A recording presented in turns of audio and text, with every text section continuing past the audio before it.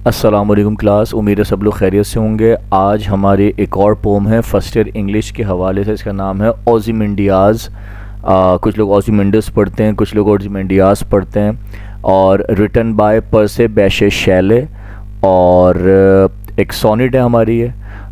अगर आप सोनेट नहीं जानते तो आपको शायद पता होना चाहिए कि सोनेट बेसिकली क्या होती है। एक ऐसी पोइट्री होती है जिसके दो पार्ट होते हैं। पहला पार्ट जो होता है उसके अंदर 8 लाइंस होती हैं और उन 8 लाइंस को कहा जाता है ऑक्टेव या ऑक्टेट कहा जाता है।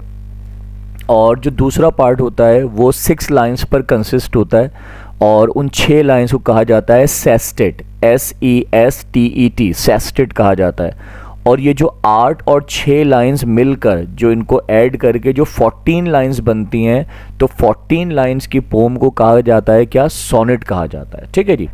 तो अक्सर ये बात एमसीक्यूज़ में पूछ ली जाती है, तो पता होनी चाहिए कि 14 लाइंस की पोम को, 14 लाइंस की पोम को क्या कहा जाता है, सोनेट कहा जाता है। जिसके अंदर एक जो पार्ट होता है, स्टार्टिंग पार्ट जो होता है वो 8 लाइंस का होता है जिसको ऑक्टेव कहा जाता है या ऑक्टेट कहा जाता है। और जो अगला पार्ट होता है 6 लाइन का, वो उनको कहा जाता है सेस्टेट कहा जाता है। ठीक है जी। तो अब पोम का स्टार्ट करते हैं। फर्स्ट ईयर की पोम है हमारी, ओज़िमंडियाज़ नाम है, written by Percy Bysshe Shelley. Ozymandias basically क्या है? ओज़िमंडियाज़ या ओज़िमंडस बेसिकली क्या है?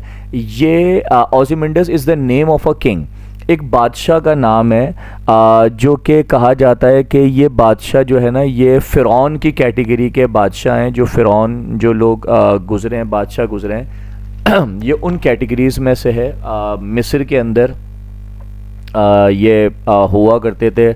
इनकी बड़ी एक लंबी तारीख़ है, बड़ी एक लंबी दास्तान है। तो देखते हैं आगे। कहानी बेसिकली क्या है? कहानी ये है कि एक, ये आपके सामने इमेज नज़र आ रही है कि आप देख रहे हैं कि एक पेडिस्ट्रल है, यानी कि एक स्टैंड टाइप का है पत्थर का। उसके ऊपर 2 लेग्स नज़र आ रही हैं आपको, हाफ हाफ किस्म की, सही ना। ट्रंक लेस हैं ये। ट्रंक लेस से मुराद धड़ नज़र नहीं आ रहा आपको, सिर्फ पाँव नज़र आ रहे हैं। और आप देख रहे हैं ये सर या इसका जो फेस है ये पड़ा हुआ है रेत के अंदर, सैंड्स के अंदर पड़ा हुआ है ये।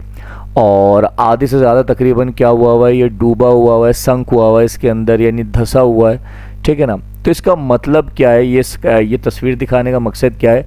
असल में ये जो हमने आपको इसमें एक स्कल्पचर दिखाया है या एक इमेज दिखाया है, ये बेसिकली ये वही बादशाह है जिसका नाम है ओज़िमंडियाज़।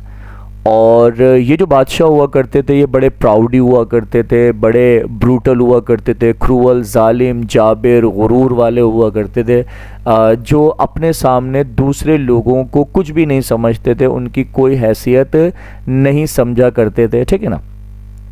तो आज हमारी जो कहानी है एक बहुत ही प्राउडी बादशाह की कहानी है। और जब ये बादशाह ज़िंदा था तो इसने अपने सामने अपना मुजस्मा बनवाया था एक बहुत बड़े पत्थर के ऊपर, एक बहुत बड़े कहने मेरे ख़्याल से यूँ समझ लें बहुत बड़े पत्थरों को तराश करके इन्होंने बनाया था। ठीक है ना। और ये समझ लें कि इसलिए बनाया था कि इनके दुनिया में ना होने के बाद भी इनका ये जो कह लें स्टेचू जो है वो कायम रहेगा, खड़ा रहेगा। लोग इसको देखेंगे और लोग जो है ना इसके मरने के बाद भी बातें किया करेंगे कि यार ओज़िमंडियाज़ जो है ना क्या बादशाह था और ऐसा था और वैसा था। मतलब अपने प्राउड के इसने ओवरऑल देखा जाए तो प्राउडी किस्म का इसने जो है ना अपना ये कहानी को डिस्कस करा है। तो आगे बढ़ते हैं, आपको और थोड़ा क्लियर करके बताते हैं इस कहानी को। तो मेन थीम क्या है हमारी, जो मेजर थीम है आज की, लिखा हुआ है graveyards are full of those, यानी कब्रिस्तान भरे हुए हैं उन लोगों से, those people who thought themselves indispensable, जो सोचा करते थे अपने बारे में कि वो कभी फना नहीं होंगे, उनका नाम कभी ख़त्म नहीं होगा, वो हमेशा अमर रहेंगे और वो हमेशा जो है ना उनका नाम कायम रहेगा। लेकिन कहा जा रहा है ऐसे बड़े बड़े प्राउडी लोग जो हैं वो कब्रिस्तानों के अंदर भरे पड़े हुए हैं, जो अपने आप को न जाने क्या क्या समझते थे, लेकिन अल्लाह ताला ने उन सब को भी क्या कर दिया, वक्त के साथ साथ मिटा दिया। फिर एक और पॉइंट में क्या लिख रहे हैं, the major theme behind Ozymandias is that all power is temporary. असल में आज का बेसिकली थीम बेसिकली क्या है इस पूरी पोम के बिहाइंड में, वो ये है कि ऑल पावर इज़ टेम्परेरी। इंसानों के पास, मखलूक़ात के पास जो भी अल्लाह ताला ने ताकतें दी हैं, ये इंसानों के पास या जो लोगों के पास पावर है ये सब टेम्परेरी है। नो मैटर हाउ प्राइडफुल, यानी कोई फ़र्क नहीं पड़ता आप कितने गुरूर पिटे हैं, कितने ज़्यादा आप घमंडी हैं, प्राउडी हैं, टेरनिकल और रूलर इज़, चाहे आप कितने पुराने पावरफुल बादशाहों के दौर के आप रूलर हुक्मरान हैं, जो भी हैं आप, तमाम आपकी पावर्स क्या हैं इस दुनिया में, हर इंसान हर मखलूक की पावर टेम्परेरी है, सही है ना। अगर परमानेंट फॉरएवर ताकत है तो वो सिर्फ अल्लाह की है, ठीक है ना। बाकी सारी मखलूक क्या है, मिट जाना है, मर जाना है, ख़त्म हो जाना है, फना हो जाना है, फिनिश हो जाना है, सही है। तमाम ताकतें, तमाम पावर सब यहीं दरी रह जाएंगी। लेकिन जो पहले के ये फ़िरौन टाइप के लोग थे, ओज़िमंडियास टाइप के लोग थे, ये अपने आप को न जाने क्या समझते थे। तो आज की हमारी पोम में हम आपको यही बताएंगे कि इसने अपना स्टेचू तो बहुत आला बनवाया था, ये सोच कर के ओज़िमंडियास रहे न रहे, लेकिन जो है ना ये स्टेचू जो है ना सारी ज़िंदगी सारी दुनिया में इसकी अलामत रहेगा और लोग इसको देखा करेंगे और लोग बोला करेंगे कि यार क्या बादशाह था, ऐसा वैसा। बहरहाल लेकिन आप देख रहे हैं इस स्टेचू की हालत भी अब क्या हो चुकी है आपके सामने, कि सर कहीं है, धड़ कहीं, सॉरी टांगे कहीं पड़ी हुई हैं, सर कहीं पड़ा हुआ है, धड़ का पता नहीं है, बॉडी स्ट्रक्चर का पता नहीं है, ठीक है ना। तो आगे बढ़ते हैं, देखें रीडिंग विद एक्सप्लेनेशन है।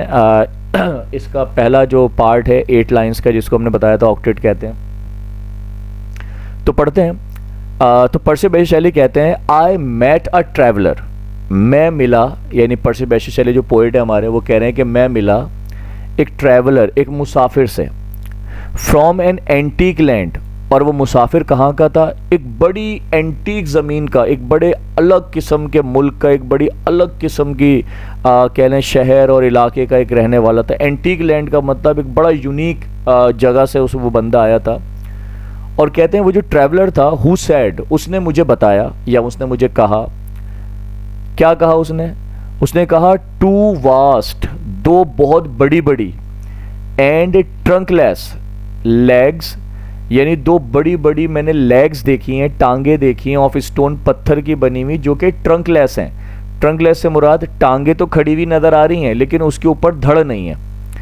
स्टैंड इन द डेजर्ट, और वो टांगे कहाँ खड़ी हुई हैं, एक डेजर्ट में, एक रेगिस्तान में खड़ी हुई हैं। नियर देम, उन्हीं टांगों के थोड़ा सा करीब में, ऑन द सैंड, यानी कि रेत में, हाफ संक, आधा डूबा हुआ, धसा हुआ, फंसा हुआ, गिरा हुआ, अ शैटर्ड, बिखरा हुआ सा, विसेज, विसेज का मुराद एक शक्ल की मिसाल ले लें, लाइज, पड़ा हुआ है, whose frown and wrinkled lips, और वो मुसाफिर बता रहा है, कह रहा है वो जो आधी रेत में धसा हुआ जो शक्ल पड़ी हुई है, सही ना, जो स्टेचू की शक्ल पड़ी हुई है, whose frown and wrinkled lips, कहते हैं मैंने उस शक्ल को जब देखा तो उसके लिप्स जो थे, उसके जो होंठ बने हुए थे बड़े रिंकल्ड, मतलब बड़े फ्रॉन, बड़े बुरे, बड़े कहते हैं ना प्राउडी, बड़े जालिम जाबे टाइप के वो उसका एटीट्यूड लग रहा था।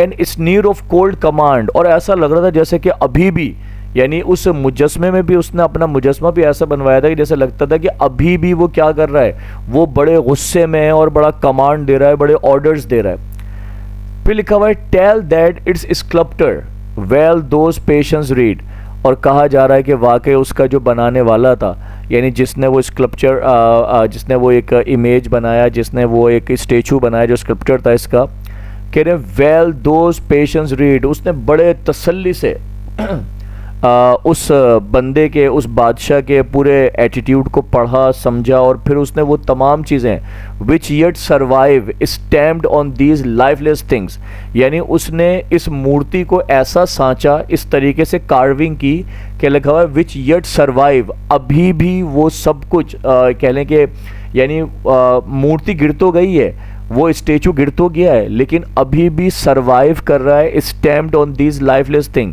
यानी कि बेजान चीज़ तो है वो मूर्ति, वो है तो बेजान, वो है तो पत्थर, लेकिन उस पत्थर को इतने खूबसूरती से तराशा गया है कि जो स्कल्पचर था उसने बड़े वाज़े तौर पर सारी बातें जो उस बादशाह के एटीट्यूड में हुआ करती थी वो जो मुजस्मे के अंदर उसकी शक्ल में जाहिर की हैं।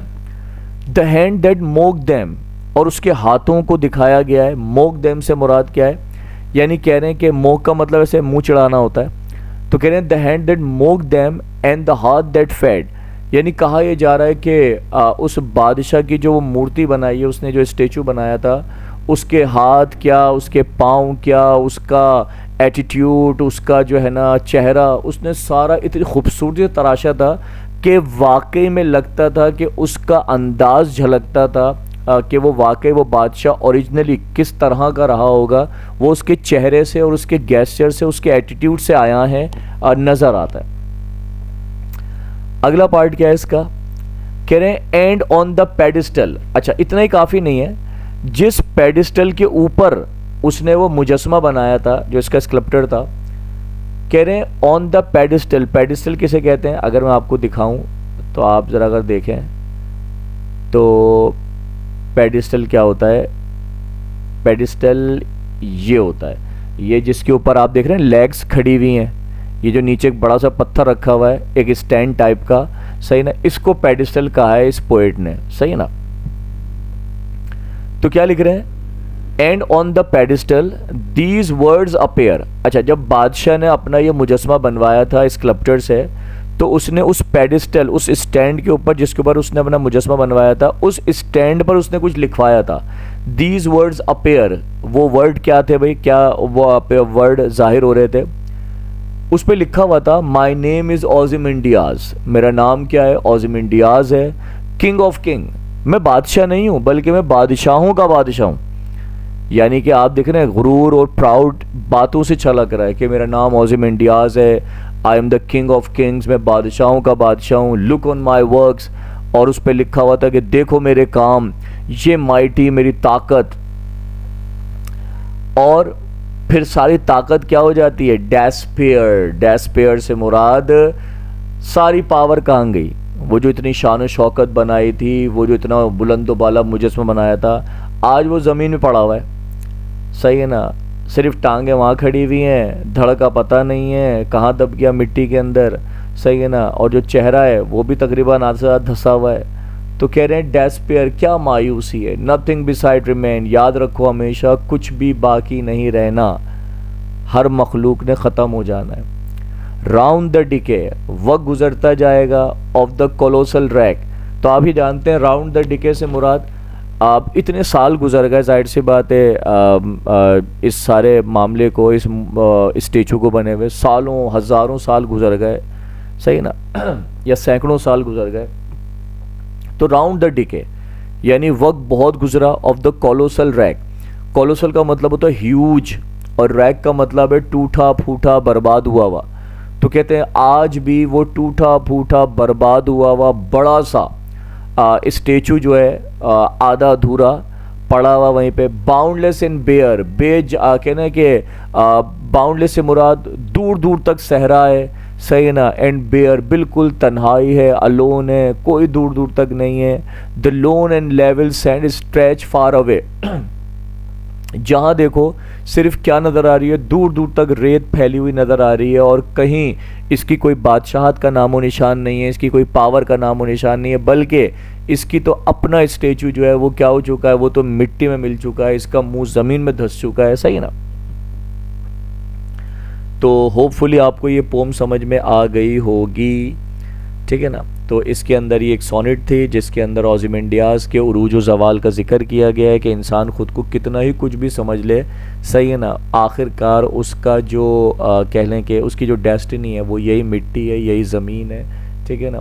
तो बस समझाने का मकसद ये मोटिवेशनल टाइप की पोम थी कि इंसानों कभी अपने आप को प्राउड ही नहीं समझना चाहिए, अपने पावर को का गलत इस्तेमाल नहीं करना चाहिए, अपने पावर के नशे के अंदर जो है ना वो किसी और को तबाह नहीं करना चाहिए, ठीक है जी।